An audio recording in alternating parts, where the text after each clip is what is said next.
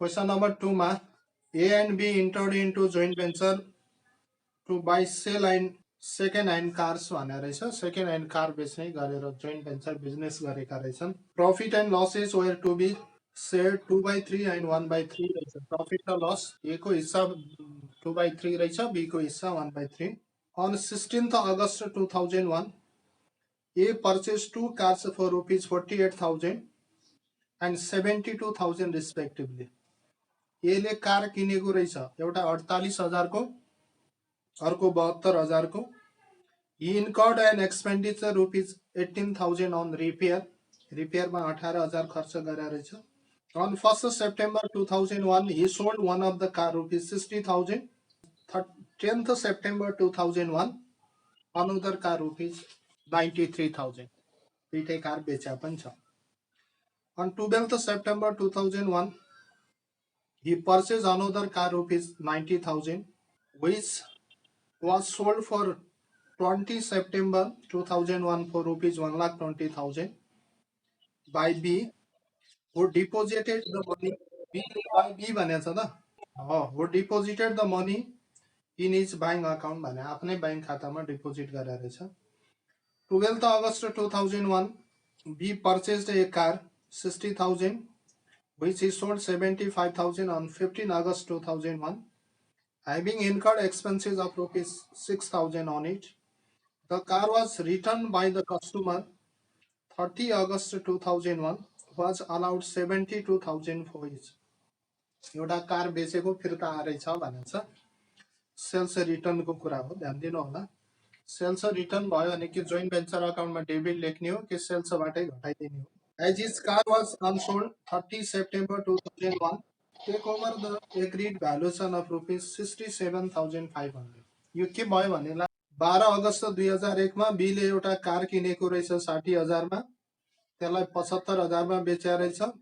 तर त्यो बेचेको कार चाहिँ फेरि फिर्ता आयो. बेच्ने बेला 6,000 खर्च पनि गरेर रहेछ. कस्टमरले त्यो कार फिर्ता गर्यो. फिर्ता गर्ने बेला कस्टमरलाई कति मात्रै पैसा फिर्ता गर्यो भने 72,000 फिर्ता गर्यो. र त्यो फिर्ता गरेको कार जुन छ, आएको कार छ, त्यो कार चाहिँ अब नबेचिएपछि एले आफैले टेकन ओभर गर्यो भनेछ. जोइन्ट भेन्चर अकाउन्ट एन्ड बीच account in the books of A भनेछ. बनाउनुस् in the books of A. पहिला फर्मेट बनाइदिनुस् पहिला जोइन्ट भेन्चरको. ल अब यहाँ डेट पनि दिएको छ, त्यसैले डेटको फर्मेट पनि बनाउनु होला. क्वेसनमा डेट दिएको छैन भने डेटको नबनाए पनि हुन्छ. यो नोमिनल अकाउन्ट हो, प्रॉफिट एन्ड लस अकाउन्ट जस्तै हो. सबभन्दा पहिला हामी कसको बुकमा बनाइराछौँ? ए को बुकमा. ध्यान दिनु होला.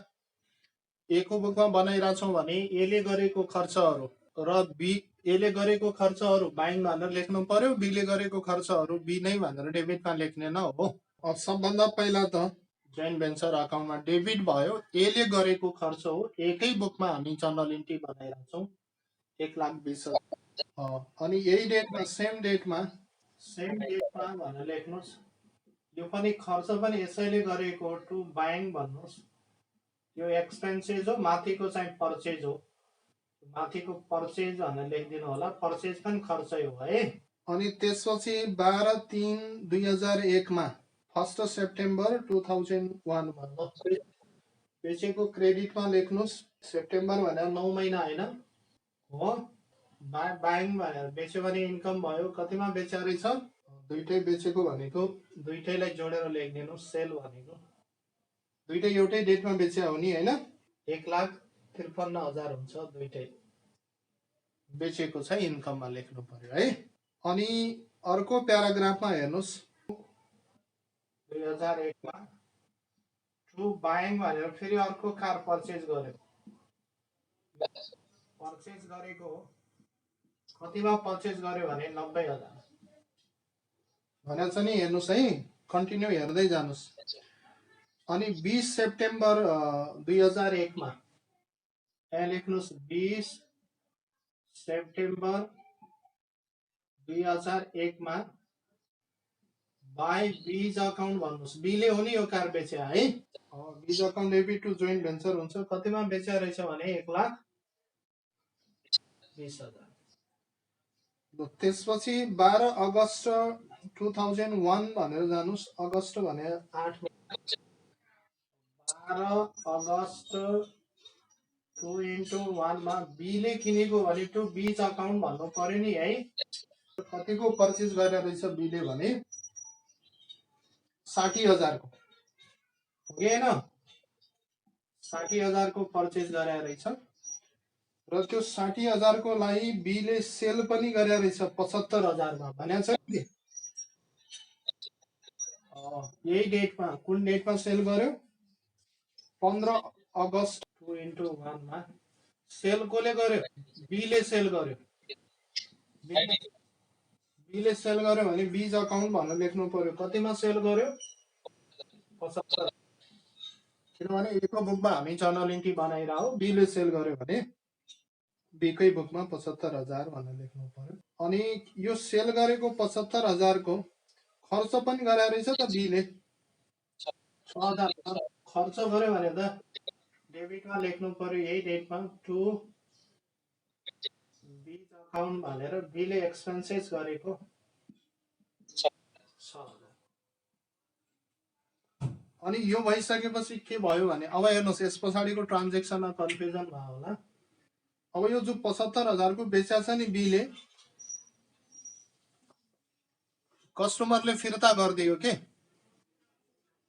तर कस्टमरले फिर्ता गर्दा कस्टमरलाई कति पैसा दियो भन्यो भने जम्मा 72,000। ध्यान दिनु होला है। यो 75,000 को बीले जुन सेल गरेछ नि कस्टमरलाई सेल गरेको त्यो फिर्ता आयो। सेल्स रिटर्न भनेको सेलबाट घटाउने अथवा सेल्स रिटर्न भने एक्सपेन्सेस हो डेबिटमै लेखे हुन्छ जोइन्ट भेन्चर डेबिटमा लेखे हुन्छ। कुन डेटमा रिटर्न गरेको रहेछ भने 20/8/2001 मा ल 20/8/2001 मा। अब सेल गरे कसलाई हो के फिर्ता गरे कसलाई हो? बीलाई नै हो नि। एलाई फिर्ता गरे भएको कार के रे गुड्स अकाउन्ट भन्थ्यो हामी एको बुकमा जर्नल इन्ट्री बनाइरा हो। बीलाई फिर्ता गरेको हो कस्टमरले भने त फिर्ता गर्नु भने खर्च भयो। सेलबाट घट्नु भने खर्च नै भयो। बीज अकाउन्ट भन्नु पर्यो। यो के गरे हो? गुड्स रिटर्न गरेको।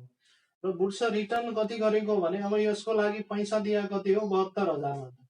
बेचे 75,000 मा पनि सामान रिटर्न भएको कति बराबरको हो? 72,000। अब यो जुन सामान रिटर्न भएको छ नि यो रिटर्न भएको 72,000 को त्यो त अब जोइन्ट भेन्चर बिजनेसमै छ नि हैन र। अब त्यसलाई के गरे रहेछ भने लास्टमा के भनेछ भने यसलाई चाहिँ अनसोल्ड जुन कार छ ए टुक ओभर भने रहेछ। एले टेकन ओभर गरे रहेछ। अब अनसोल्ड त गुड्स टेकन ओभर गरे जस्तै हो नि है। एले टेकन ओभर गरे रहेछ। एले टेकन ओभर गर्यो भने त सेल हुनु र सेल नभएको सामानको भेन्चरहरूले आफैले राख्नु भने पनि त जोइन्ट भेन्चर बिजनेसको लागि इन्कम हो नि है। 39/2001 2x1 मा अब टेकन ओभर गरे के हो? कार भनेर लेख्नु पर्यो कि। अब कसले टेकन ओभर गरे? एले टेकन ओभर गरे हो। एको बुकमा हामी जर्नल इन्ट्री बनाइरा छौँ भन्यो भने त के हुने भयो? एल त कार पायो नि। एको लागि त सम्पत्ति भयो। Goods unsold goods taken over गरे भयो पर्चेज भनेर हुन्थ्यो हैन अथवा गुड्स भनेर हुन्थ्यो। एले बीले के पाएको हो? कार पाएको। त्यसैले सरी एले कार पाएको हो। त्यसैले कार अकाउन्ट भनेर लेख्नु पर्यो। Car account debit to joint venture भनेर हुन्छ। जोइन्ट भेन्चर त इन्कम नै भयो जोइन्ट भेन्चर बिजनेसमा। कतिमा टेकन ओभर गर्यो भने 67,000। यहाँ अरू बोलिरहेको छैन। अब हेर्नुहोस् एकचोटि मैले फेरि यसलाई सम्झाएँ। तपाईँको केही होइन एको बुकमा हामी जर्नल इन्ट्री बनाउँदैछौँ। पर्चेज गरेको र एले पर्चेज गरेको र एले खर्च गरेको डेबिटमा लेख्नुहोस् टु ब्याङ्क भनेर लेख्नुहोस्। अनि बीले पर्चेज गरेको र बीले खर्च गरेको टु बीज अकाउन्ट भनेर लेख्नुहोस्। अब बीलाई रिटर्न आएको फिर्ता आएको पनि एकचोटि सेल गरेको देखाइदिनुहोस् बीले अनि त्यही फिर्ता आयो टु बीज अकाउन्ट भन्नु। बीको खर्चको लागि बीज अकाउन्ट भन्नुहोस्। र अनसोल्ड कार चाहिँ टेकन ओभर गरे एले रहेछ। एले टेकन ओभर गर्यो भने एकै बुकमा एज अकाउन्ट भनेर लेख्न मिल्दैन नि। त्यसैले के गर्नु पर्यो भने बाइ कार अकाउन्ट भन्नु पर्यो। अब हेर्नुहोस् प्रफिट र लस के हुन्छ निकाल्नु पर्यो। क्रेडिट बढी हुन्छ कि डेबिट बढी हुन्छ जोड्नुहोस् त। 4,15,500 हुन्छ। डेबिटमा जति पुग्दैन प्रफिट हुन्छ। प्रफिट कति भयो भनेर निकाल्नु छ भयो। प्रफिट 49,500 भयो। अब यसलाई बाँड्नु पर्यो। एलाई पनि बाँड्नु पर्यो, बीलाई पनि बाँड्नु पर्यो। अब माथि प्रफिट सेयरिङ रेसियो दिएछ। ए को भनेको 49,500 इन्टु 2/3 होइन, 2/3 अनि बी को 49,500 इन्टु 1/3 गर्नुहुन्छ भने त्यो प्रफिट र लस चाहिँ ए र बीमा सेयर गर्नु पर्यो भने हो। अब ए को लागि के गर्नु पर्यो भने ए को लागि टु पिएल अकाउन्ट नै भन्नु पर्यो। पिएल अकाउन्ट भनेर कति आउँछ यो 33,000 आउँछ। अनि बी को लागि के भन्नु पर्यो भने टु बीज अकाउन्ट भन्छ। बीज अकाउन्ट भनेर कति आयो भने 16,000 भने यो 4,15,500। हेर्नुहोस् त केही पनि छैन। यसमा किन कन्फ्युजन भयो मलाई थाहा भएन। तपाईँले के बुझ्नु पर्यो भने जोइन्ट भेन्चरमा खर्च भयो भने डेबिटमा लेख्नु पर्यो, इन्कम भयो भने क्रेडिटमा लेख्नु पर्यो। Profit and loss trading profit and loss अकाउन्टलाई सम्झिनु पर्यो है त। अनि जोइन्ट भेन्चरमा डेबिट लेख्नु पर्यो भने जोइन्ट भेन्चर अकाउन्ट डेबिट हुने हो। अब कसको बुकमा छ भन्ने कुरा इम्पोर्टेन्ट होला। एले नै खर्च गर्यो, एले नै पर्चेज गर्यो भने बाइङ भनेर लेख्नु पर्यो अथवा क्यास भनेर लेख्नु पर्यो। बीले गर्यो भने टु बीज अकाउन्ट भनेर लेख्नु पर्यो। अनि सेल गर्यो इन्कम भयो भने एले सेल गर्यो भने बाई बाइङ भनेर क्रेडिटमा लेख्नु पर्यो। अनि बीले सेल गर्यो भने बाई बीज अकाउन्ट भनेर लेख्नु पर्यो। सेल गर्यो भने इन्कम हो, इन्कम चाहिँ जोइन्ट भेन्चर अकाउन्टमा क्रेडिट हुन्छ। अब यहाँनिर एउटा कन्फ्युजन के हुन सक्छ तपाईलाई भने हेर्नुहोस् यो 72,000 को सबभन्दा पहिला बीले पर्चेज गरेको यो 60,000 त ठिकै छ। यो 60,000 को पर्चेज गरेकोलाई बीले सेल कतिमा गर्यो 75,000 मा। पर्चेज गरेको र सेल गरेकोमा त कन्फ्युजन छैन नि। बीले पर्चेज गरेको हो जोइन्ट भेन्चर अकाउन्टमा डेबिटमा लेख्नु पर्यो टु बीज अकाउन्ट भनेर 60,000 लेख्नु पर्यो। बीले सेल गरेको हो 75,000 मा जोइन्ट भेन्चर अकाउन्टमा क्रेडिटमा लेख्नु पर्यो बाई बीज अकाउन्ट भनेर। अनि यो सेल गरेको 75,000 को सामान फिर्ता आयो भने सामान फिर्ता आयो भन्यो भने त सेलबाट घट्नु भनेर खर्च लेख्नु भने एउटै हो नि। अब हेर्नुहोस् खर्च भयो भने अब यो फिर्ता कसलाई आएको बीलाई नै आएको। बीलाई आयो भने टु बीज अकाउन्ट नै लेख्नु पर्यो। एलाई फिर्ता आउँथ्यो भने टु पर्चेज अथवा टु गुड्स अथवा टु कार भनेर लेख्थ्यो। किनभने एलाई फिर्ता आयो भने एले त आफ्नै अकाउन्ट आफ्नै बुकमा ओपन गर्ने होइन नि। र अनि यो फिर्ता आएको जुन बाँकी छ त्यो फिर्ता आएको जोइन्ट भेन्चर सकिएपछि त त्यसलाई त्यतिकै जोइन्ट भेन्चरमा छोड्ने होइन नि त। जोइन्ट भेन्चर बिजनेस भनेर त एउटा सर्ट एन्ड टर्मको लागि बिजनेस हो। त्यसपछि त्यो कसै न कसैले टेकन ओभर गर्छ। त्यसैले यो फिर्ता आएको जो बीसित बच्या छ जोइन्ट भेन्चरमा बच्या छ 72,000 को एले के भनेको रहेछ भने अब हुन्छ यो कार बेचिएन, एकचोटि बेचेको थियो फिर्ता आइहाल्यो, अब त यसलाई त म लग्छु म चलाउँछु घरमा लगेर भन्यो भने लग्नु त पर्यो नि कसैले कसैले। के बेच्नु पर्यो के लग्नु पर्यो। जोइन्ट भेन्चर बिजनेस सकिने अनि कार चाहिँ त्यही राखिराख्ने भन्यो भने त बिजनेस हुँदैन नि। त्यसैले यो कसले टेकन ओभर गराएर रहेछ एले टेकन ओभर गराएर रहेछ। अब जोइन्ट भेन्चरमा त बाहिरको पक्षलाई सेल गर्यो भने अथवा एले बीले आफैले टेकन ओभर गर्यो भने पनि त जोइन्ट भेन्चरको लागि इन्कम हुने होइन र। इन्कमलाई क्रेडिटमा लेख्नु पर्यो। अनि डेबिटमा जति पुग्दैन प्रफिट हुने भयो। ए को प्रफिट एले आफ्नो पिएल अकाउन्टमा ट्रान्सफर गर्छ, बी को प्रफिट बीकै अकाउन्टमा ट्रान्सफर गर्छ। र इन द बुक्स अफ ए हो, इन द बुक्स अफ एमा अब बीज अकाउन्ट ओपन हुने भयो। बीज अकाउन्ट भनेर अब बी को अकाउन्ट बनाउने बेला अब तपाईलाई केही समस्या हुँदैन। यहाँ बी खोज्नुहोस् न। अब केही प्रब्लमै केही छैन। जहाँ बी छ के गर्नुहोस् भने हेर्नुहोस् मैले सर बनाइदिएँ। अब यहाँको बी छ यो दुईटा बी छ, यो दुईटा बीलाई यहाँ लिनुहोस्। अब के गर्नुहोस् भने बाटु पेन्सन भनेर लिनुहोस् 1,20,000 भन्नुहोस्।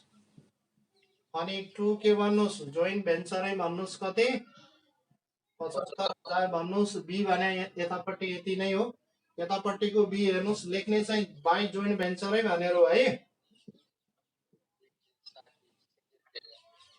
बी भनेर यहाँ 60,000 छ एउटा जोइन्ट भेन्चर भनेर, अर्को बाई जोइन्ट भेन्चर भनेर 6,000 छ, अर्को फेरि बी छ 72,000 बाई जोइन्ट भेन्चर नै भन्ने हो 72,000, अनि अर्को चाहिँ जोइन्ट भेन्चर नै भन्ने हो 16,500। जहाँ पुग्दैन बाइङ भनेर लेखिदिनु, सकियो नि। क्रेडिटमा पुग्दैन बाइङ भन्नुहोस्। कति भन्नुहुन्छ? जोइन्ट भेन्चर अकाउन्ट त भयो, बी को अकाउन्ट भएन भन्नुहुन्छ। 195,000 टोटल हुने भयो। अहिले जोइन्ट भेन्चर अकाउन्टमा तपाईँ एकदम क्लियर के हुनुहोस् भने खर्च डेबिटमा लेखिदिनुहोस्। जोइन्ट भेन्चर भने पिएल अकाउन्ट हो, नोमिनल अकाउन्ट जस्तै हो। खर्च डेबिटमा लेखिदिनुहोस्। हो, ध्यान के दिनुहोस् भने कसको बुकमा हामी बनाइरहेछौँ? ए को बुकमा बनाइरहेछौँ। एकै खर्च हो भने खर्च डेबिटमै लेख्ने हो। एले बीले जसले गरे पनि, तर एले गरेको खर्च बाइङ भनेर लेख्ने हो, बीले गरेको खर्च बी भनेर लेख्ने हो। इन्कम क्रेडिटमा लेखिदिनुहोस्। प्रफिट र लस निकाल्नुहोस्। प्रफिट र लस निकालिसकेपछि प्रफिट सेयरिङ रेसियो अनुसार बाँडिदिनुहोस्। आफ्नो प्रफिट ए को बुकमा बनाइरहेछ भने ए को प्रफिटको लागि पिएल भनेर लेख्नुहोस्, बी को प्रफिटको लागि बीज अकाउन्ट भन्नुहोस्।